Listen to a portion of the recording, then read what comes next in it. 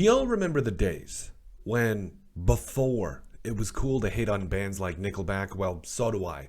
And you're probably wondering where I'm going with this if you see the title, because I've had this stance ever since college, like 3 or 4 years ago. It's no longer cool to hate on Nickelback. I'm sorry, but they've got some good music. We got to give some credit where it's due.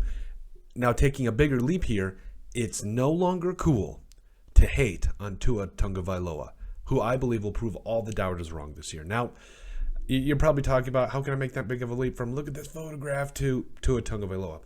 Here's the thing. Tua, in my mind, has never had two number one wide receivers at the same time. And in today's NFL, that makes it so much easier, makes it so important. Look at all the quarterbacks. Kirk Cousins has two number one wide receivers right now. And if we look at even teams with Tom Brady, I mean, this man just keeps bringing in guys to his arsenal. And, if we're being honest, like, there's just always multiple weapons for guys like Tom Brady.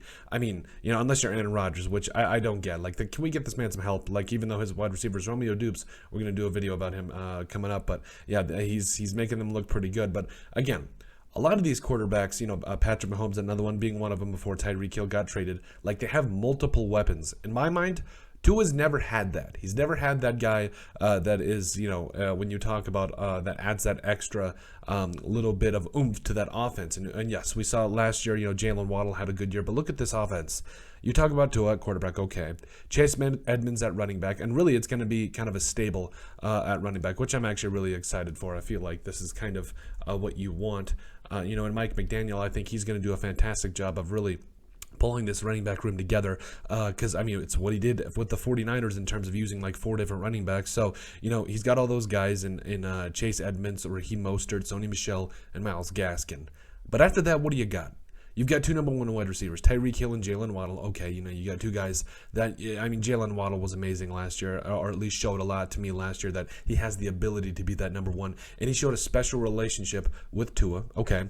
Tyreek Hill, that deep threat that you really want to see on your team. So you got two guys that are uber athletic, that are speedy, that will stretch the defense. And then you got Cedric Wilson Jr., who in my mind was one of the most underrated number 3 wide receivers in all of football last year. Talk about what he did with Dak Prescott and company. So, Mike Gesicki at tight end. And I would say arguably a very much improved offensive line. Like just top to bottom, there is every bit of belief. There's going to need to be every bit of belief that Tua Tagovailoa can turn around this. I mean, again, I think it does come back to the fact that yes, you have to stop running out of excuses at some point. I understand all of that, but again, I do feel like if there is any chance, if there's any time that with any current amount, I'm just going to stop saying any current amount of weapons that Tua Tagovailoa could do it this year. Absolutely. Like I've come to the point now where I get the fact that again, it's cool to hate on Tua and Nickelback, but it has to stop at some point. And I'm putting my foot down because again, I do think that when you take into consideration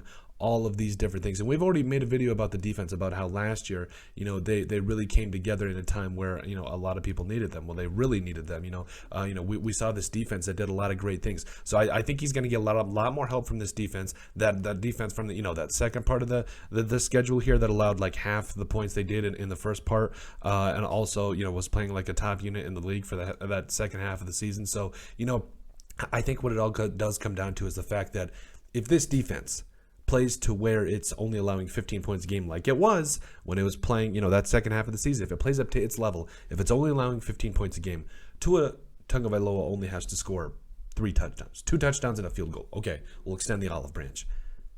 I think he can easily do that, especially with the revamped running game, with Tyreek Hill added into the mix, a better offensive line, absolutely. So, I think with the weapons he's got, with the coaching he's got, with the defense that he's got, Tua Tagovailoa is rearing and ready to go to prove all the doubters wrong, and I'm really excited for it. But let us know what you guys think. Make sure you guys like and subscribe down below. Leave a like and a comment. It helps people find the show. We greatly appreciate all the support that we've gotten and continue to get. You guys are all truthfully awesome. We love every single one of you. Down in the description below, you'll find all of our social media platforms to give us a like and a follow there. Also, remember to give us a listen and sub on iTunes. And finally, if you have anything else you'd like us to cover, send us an email at thesportsbp@yahoo.com or put it in the comment section down below, and we would love to cover it. But let us know what you guys think about Tua Tagovailoa, ready to prove all the doubters wrong.